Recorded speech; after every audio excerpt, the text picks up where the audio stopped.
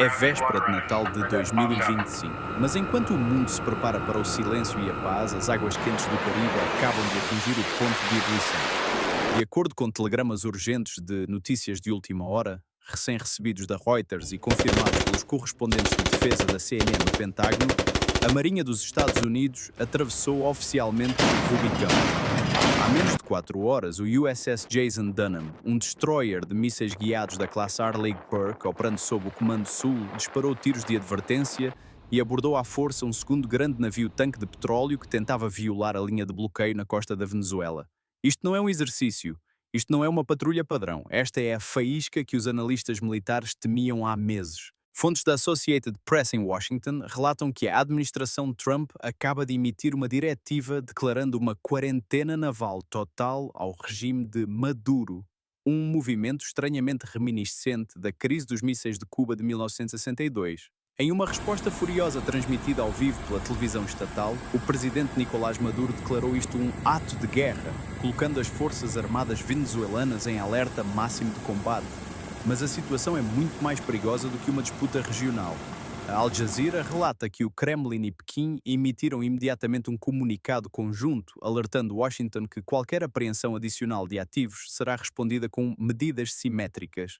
Com fragatas russas com capacidade hipersónica já rondando o Atlântico, a questão não é mais se um confronto acontecerá, mas quando. Bem-vindos à beira do abismo. Para compreender verdadeiramente a gravidade do que ocorreu às 0400 da manhã de hoje, devemos voltar o relógio e olhar para a guerra invisível que tem ocorrido em alto mar nas últimas 72 horas. Este não foi um encontro aleatório, foi o clímax de uma caçada de alto risco que começou a milhares de quilómetros de distância nos cantos sombrios do Oceano Atlântico. A embarcação no centro desta tempestade é o Bela Vista. No papel, ele é um navio-tanque de petróleo bruto comum, manchado de ferrugem, arvorando a bandeira de conveniência do Panamá. Ele está listado como transportando produtos químicos industriais com destino a Havana. No entanto, a inteligência fornecida pelo The New York Times e corroborada por imagens de satélite da Maxar Technologies conta uma história diferente. O Bela Vista é um navio fantasma. Nos últimos 10 dias, este navio-tanque tem operado com o seu sistema de identificação automática, ou AIS, completamente desligado. Ele ficou no escuro, perto da costa da África Ocidental, desapareceu do radar civil e reapareceu apenas ontem, movendo-se como um fantasma pelo Caribe. Sua verdadeira carga, não produtos químicos, mas quase 2 milhões de barris de petróleo bruto pesado iraniano, uma linha de vida destinada às refinarias desesperadas do regime de Maduro. Mas na era da guerra naval moderna, não se pode esconder dos olhos no céu. Rastreando cada movimento seu estava o USS Jason Dunham, DDG-109. Este é um destroyer de mísseis guiados da classe Arleigh Burke, um dos predadores mais letais no arsenal da Marinha dos Iodan. Ele não apenas vê, ele domina. Equipado com o sistema de combate Aegis, ele pode rastrear centenas de alvos simultaneamente, desde mísseis rentes ao mar até satélites de órbita baixa. Sob as novas diretrizes da administração Trump, que prometeu impor uma estratégia de pressão máxima 2.0, o Jason Dunham não foi enviado apenas para observar. Ele foi enviado para sufocar a linha de suprimentos. De acordo com analistas de defesa do The Washington Post, esta operação representa uma mudança fundamental nas regras de engajamento americanas. Por anos, a Marinha do SEUS sombreava essas embarcações, mas raramente intervinha fisicamente. Hoje, essa paciência evaporou. Vamos reconstruir as horas finais que levaram ao ponto de ignição, com base nos registros operacionais vazados e atualizações ao vivo da CNN e Al Jazeera. 0215 AM, SST, o Mar do Caribe. A lua está obscurecida por uma pesada cobertura de nuvens. O estado do mar é agitado, com ondas atingindo 6 pés, quase 2 metros. O Bela Vista está navegando em silêncio, luzes reduzidas, motores pulsando enquanto ele força o avanço em direção à Zona Económica Exclusiva, ZEE, da Venezuela. Seu capitão acredita que a escuridão é sua aliada. Isto está errado. 20 mil pés acima, uma aeronave de patrulha marítima P-8A, Poseidon da Marinha dos Ioates, está circulando. Seu radar de abertura sintética avançado corta as nuvens e a escuridão como uma faca. A tripulação do Poseidon transmite uma confirmação única e fria para o Jason Dunham. Alvo positivo, curso 180, velocidade 14 nós, 0245 AM EST, o curso de interceptação. Na ponte do USS Jason Dunham, o clima é clinicamente profissional. A ordem vem do capitão. Definir curso de interceptação. Velocidade máxima. O destroyer, uma besta de aço de 9.000 toneladas, avança. Suas 4 turbinas a gás rugem para a vida, agitando a água negra em espuma branca, enquanto ele corta a distância para o navio-tanque. Neste momento, a tripulação recebe a ordem de postos de combate. O alarme soa, um gongo rítmico e penetrante que acorda cada marinheiro a bordo. Fuzileiros da equipe de visita, abordagem, busca e apreensão, VBSS, começam a se equipar no hangar, verificando suas armas e visores noturnos. 0330M EST. O contato visual. A distância fecha para menos de 3 milhas náuticas. O Jason Dunham liga seus holofotes de alta intensidade. Um feixe cegante de luz branca corta o oceano, batendo na ponte do Bela Vista. O impacto psicológico é imediato. O navio-tanque não é mais um fantasma. Ele é um cervo nos faróis. 0335 AM EST. O chamado de rádio. Obtivemos uma transcrição da comunicação rádio ponte a ponte, verificada pela AP News. A voz do oficial americano é calma, mas firme como ferro. Navio a motor Bela Vista. Aqui é o navio de guerra da Marinha dos Estados Unidos, operando em águas internacionais. Vocês são suspeitos de transportar carga ilícita em violação de sanções internacionais. Parem as máquinas imediatamente e preparem-se para a abordagem. Repito, parem seus motores. Há silêncio? Então, estática. O Bela Vista não diminui a velocidade. Em vez disso, ele altera o curso, tentando uma corrida desesperada para o limite territorial de 12 milhas das águas venezuelanas, um refúgio legal onde a Marinha dos Iuás não pode tocá-lo sem cometer um ato de guerra. 0350 AM Este. A escalada, a perseguição começou. O navio-tanque é lento, mas está perto da linha. A Marinha da Venezuela começa a transmitir avisos frenéticos pelo canal aberto. Um barco patrulha venezuelano, o Naiguatá, estacionado perto de La Guaira, liga seu radar de controle de tiro, uma ameaça direta ao destroyer americano. Atenção no Jason Dunham dispara.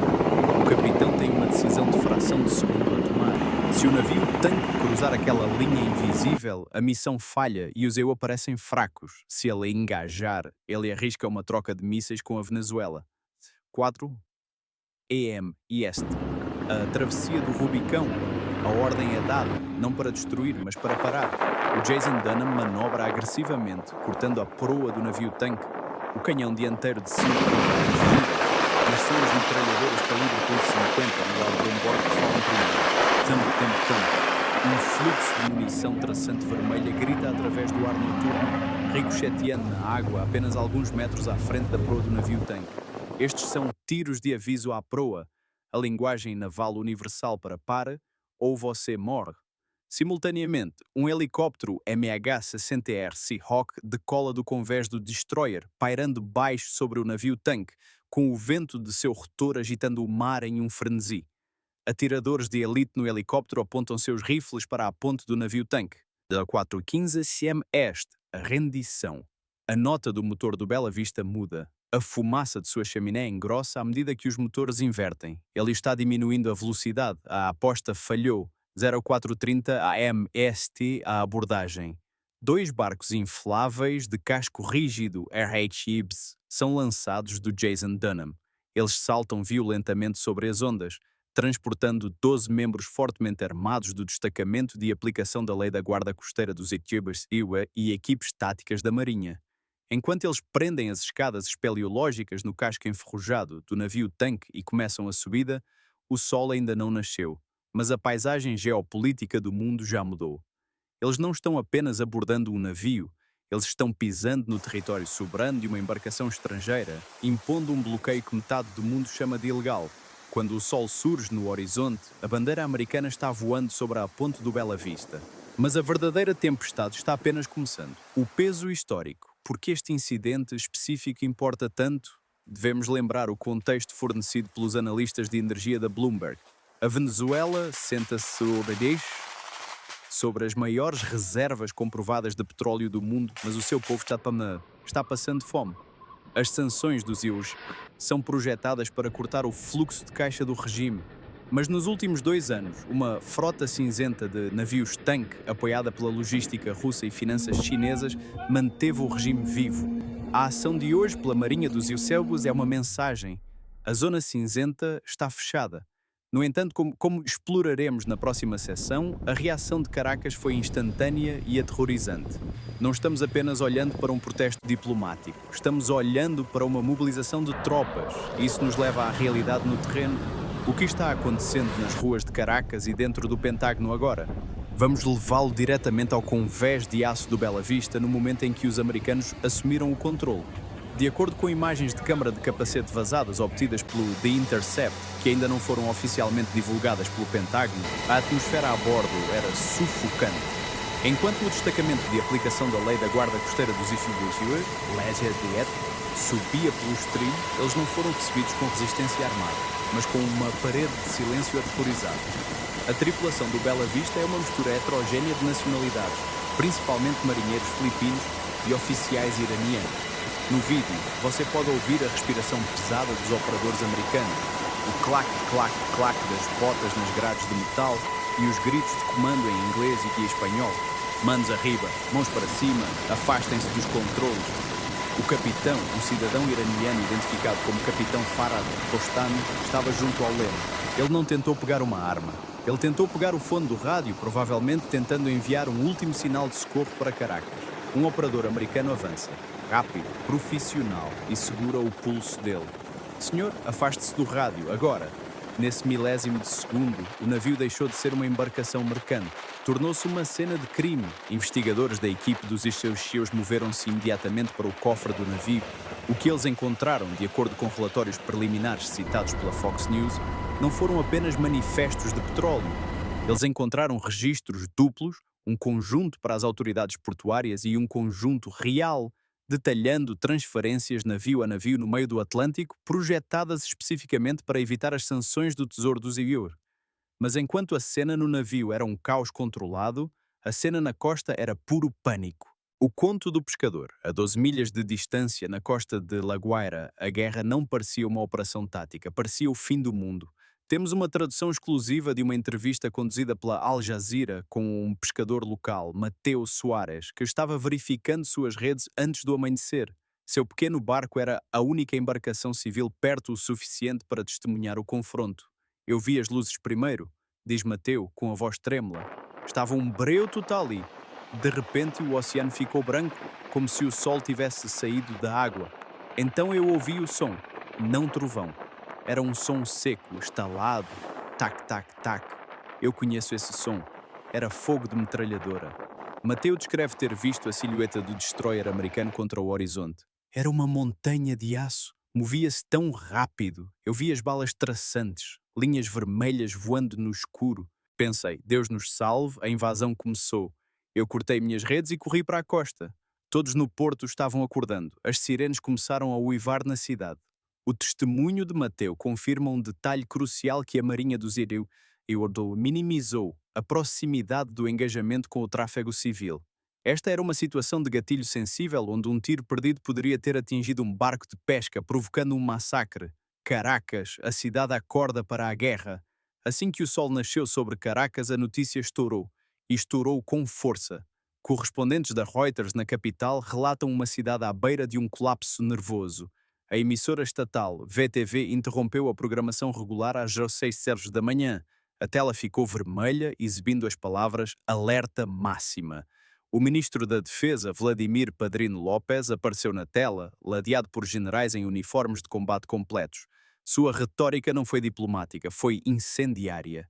Os agressores imperialistas do Norte cometeram um ato de pirataria em nossas águas, trovejou López. Eles sequestraram uma embarcação trazendo combustível para o nosso povo. Isto não é um bloqueio, isto é um ato de guerra. Ordenamos que a Força Armada Nacional Bolivariana se mobilize. Cada navio, cada avião, cada tanque está agora pronto para defender a pátria. Dentro de 1 hora após essa transmissão, as ruas de Caracas se transformaram. Feeds de vídeo da AP News mostram longas filas se formando em postos de gasolina. As pessoas estão comprando combustível em pânico, temendo que o bloqueio corte os suprimentos completamente.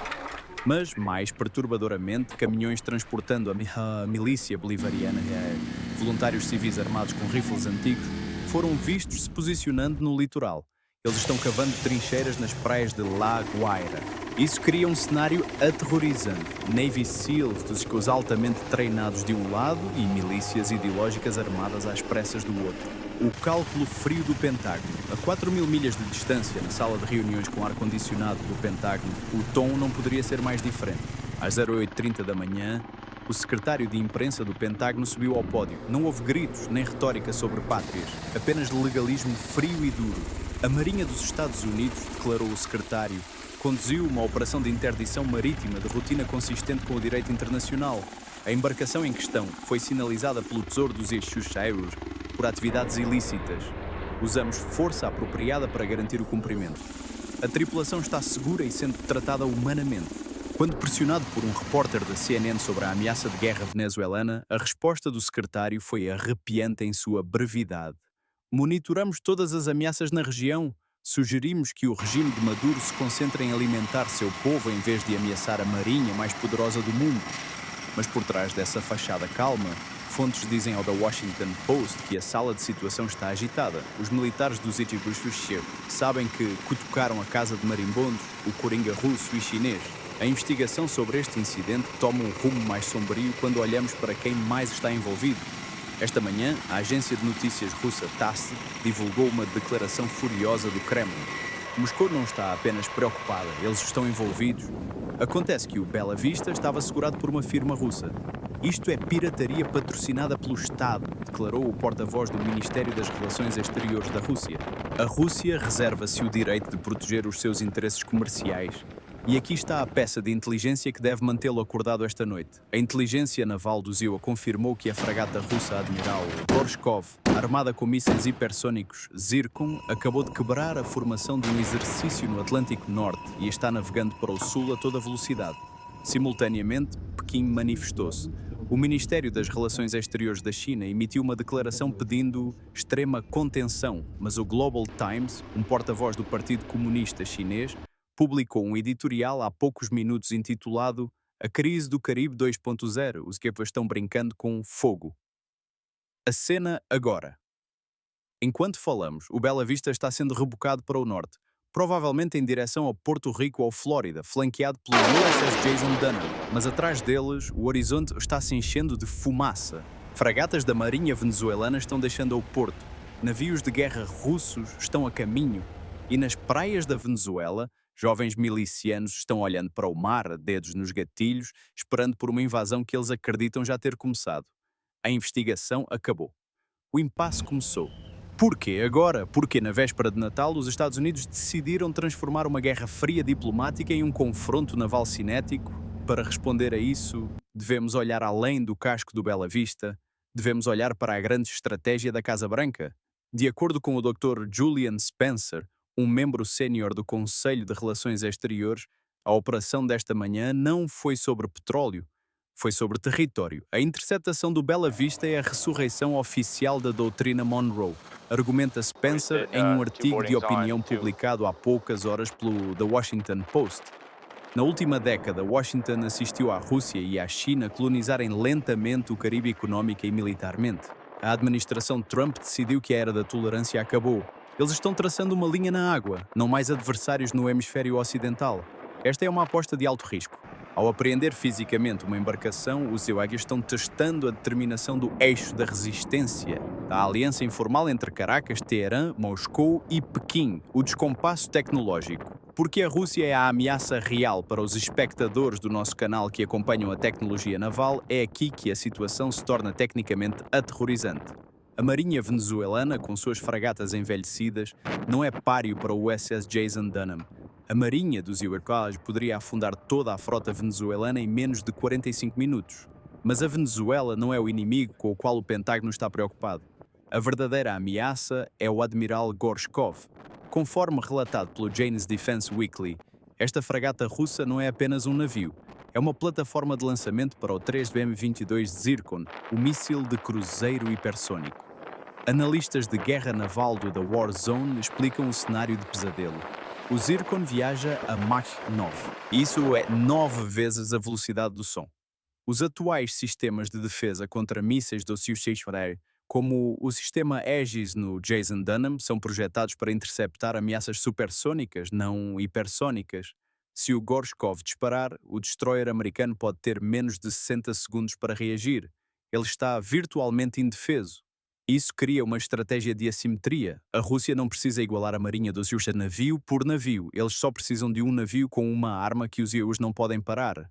Isso implica que, se uma guerra de tiros começar, não será um tiroteio no estilo da Segunda Guerra Mundial. Será um ataque súbito e catastrófico. Legalmente, a Casa Branca está andando na corda bamba. Você notou que eles usaram a palavra quarentena, não bloqueio. Porquê? Especialistas jurídicos falando à CNN apontam para a história. Em 1962, John F. Kennedy usou o termo quarentena contra Cuba, porque um bloqueio é tecnicamente um ato de guerra sob o direito internacional. Ao chamá-lo de quarentena naval, os estadunidenses estão tentando argumentar que esta é uma ação de aplicação da lei contra o contrabando ilícito, não uma guerra contra a Venezuela. No entanto, o analista jurídico da Al Jazeera observa: Caracas não está engolindo essa. E nem Moscou. Quando você para o comércio de uma nação soberana pela força, você está em guerra, não importa a palavra que você usa. Economicamente, o momento é brutal. A Bloomberg relata que os futuros do petróleo dispararam 8% imediatamente após a notícia estourar. O inverno de 2025 tem sido mais frio que a média no hemisfério norte. A demanda por energia está no pico. Se a Venezuela tentar retaliar, talvez sabotando seus próprios campos de petróleo ou atacando rotas de navegação no Caribe mais amplo, poderíamos ver o petróleo atingir 150 centavos o barril no dia de ano novo. Além disso, isso coloca o Irã em um canto. O Bela Vista estava carregando petróleo iraniano. Teherã já perdeu bilhões com sanções. Se eles deixarem os iuxios apreenderem este navio sem uma resposta, eles parecem fracos para seus representantes no Oriente Médio. Relatórios de inteligência citados pelo The Jerusalem Post sugerem que o Irã pode retaliar não no Caribe, mas no Estreito de Hormuz, sufocando 20% do suprimento mundial de petróleo. Este é o efeito borboleta da guerra naval. Um tiro disparado no Caribe pode apagar as luzes na Europa e na Ásia. Então, como isso termina? Com base em jogos de guerra conduzidos pelo Pentágono e frequentemente discutidos em jornais de defesa, existem 3 caminhos prováveis a partir da crise desta manhã. O recuo. Maduro percebe que não pode vencer uma guerra de tiros. Ele protesta ruidosamente, mas aceita a perda do combustível. Os EBA estabelecem um cordão permanente, sufocando lentamente o regime até que ele colapse por dentro. Este é o melhor caso para Washington. Um barco-patrulha ou aeronave venezuelana, agindo sob forte emoção, atira em uma embarcação dos Iguazios. A marinha dos Iguazios responde com força avassaladora, afundando ativos venezuelanos. A Rússia fica de fora para evitar a Terceira Guerra Mundial. O regime sofre um duro golpe, mas sobrevive usando o ataque como propaganda. O admiral Gorshkov intervém. Uma colisão ou um tiro de advertência dá errado. Um míssil hipersônico é disparado. Os israelenses invocam o artigo 5 da OTAN.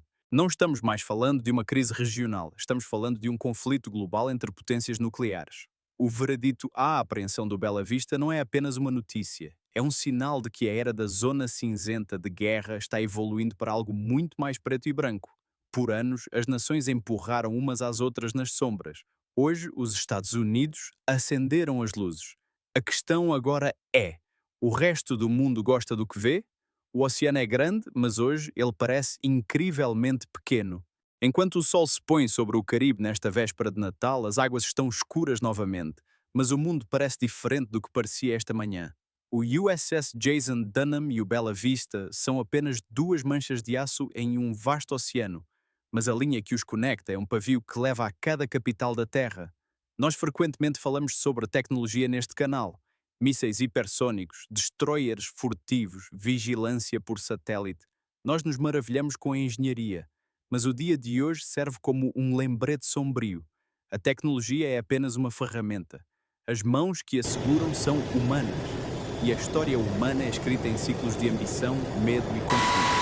O que aconteceu hoje na costa do Maguire não foi apenas uma manobra naval. Foi uma pergunta feita por uma superpotência alemã. Quem é o dono do mar? A resposta ainda está sendo escrita. A frota russa está a se movendo. A milícia venezuelana está cavando trincheiras. E em algum lugar no Atlântico, tripulações de submarinos estão operando em silêncio ouvindo o batimento cardíaco do oceano, esperando por um comando que todos nós esperamos que nunca venha. A zona cinzenta se foi. Entramos na zona de perigo. E neste jogo de risco calculado, não há segundos lugares. Ou você segura a linha, ou você perde o mar.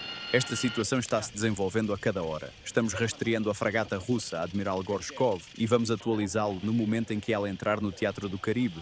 Se você quer entender a tecnologia e as táticas por trás das manchetes de amanhã, você sabe o que fazer. Aperte esse botão de inscrição e ative as notificações. As notícias convencionais dizem o que aconteceu. Nós dizemos como e porquê. Este é o Comando Naval. Fique atento, fique informado, desligando.